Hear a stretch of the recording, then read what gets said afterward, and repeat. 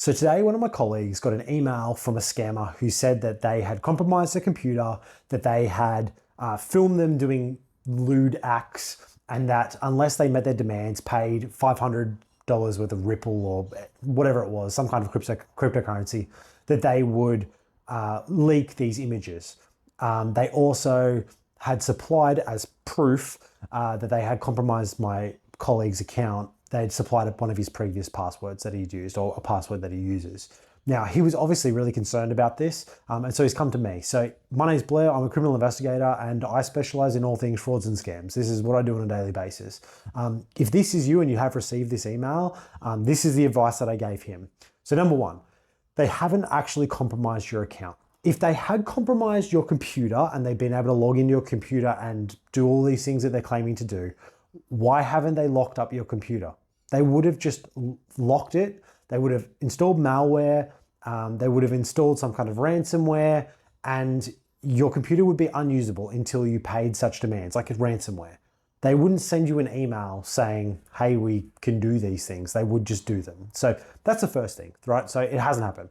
Second thing, the way that they're getting these passwords is by previously breached accounts. So there are a whole bunch of different ways to be able to see what accounts or different password breaches that have occurred online. So haveibeenpwned.com, ddashed, there's a whole bunch, and I'll list a couple here, and I'll just give you a quick demo. So this is ddashed. This is one that I use. You don't need to pay for it. It's like $7 for a week or something like that. It's not crazy expensive, but you don't need to do it. I'll explain in a second how to fix it all anyway. But this is just an example of where it's just a database that has usernames or some kind of entity, and then it'll say all of the information that's leaked. So you've got usernames, or you've got you've got usernames and passwords, or hashed passwords, or addresses, all that sort of stuff. I'll make another video about hashed passwords and why even if hashed passwords have been compromised, it's still really important to change those. So now that you've realized that your accounts have been compromised, all you need to do is just go through and change all of those accounts. So the passwords for those accounts. So start with your most important accounts, being your emails and your financial accounts. So emails are important because, well, how do you reset all of your accounts? Through your email. So if they get access to your email, they can go to any account that you have linked to that email and say, hey, I forgot my password. The password reset will go to the email. They obviously have access to the email, and then they can log in. So you need to make sure that you change your password to your emails first. Set up two-factor authentication. Just a quick side note on two-factor authentication, please use an app that uses for two-factor authentication. Don't use a phone number. They can do phone, like SIM swapping, to be able to get around two-factor authentication with phone numbers. It's a whole different story, but just use an app. It's more secure than using a phone number. If you can only use a phone number, that's fine. Just do something for two-factor authentication. Don't just not, especially for emails and bank accounts. They're like the two most important thing, or financial accounts.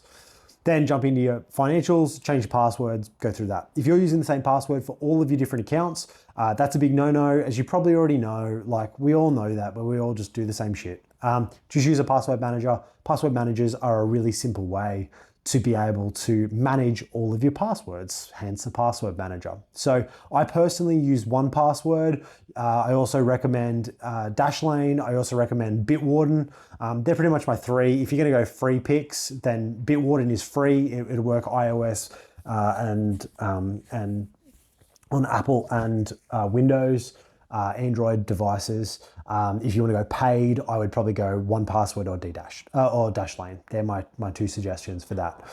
Go through, change all of your passwords, get it to randomly generate a password for you, and then make it 25 characters, letters, numbers, symbols. And then that way you're only remembering one password, which will get you into your password manager. Use a phrase, so like a sentence or a several words, which is obviously going to be a lot more secure. It's going to be a lot longer, and then enable two-factor authentication, and you are golden.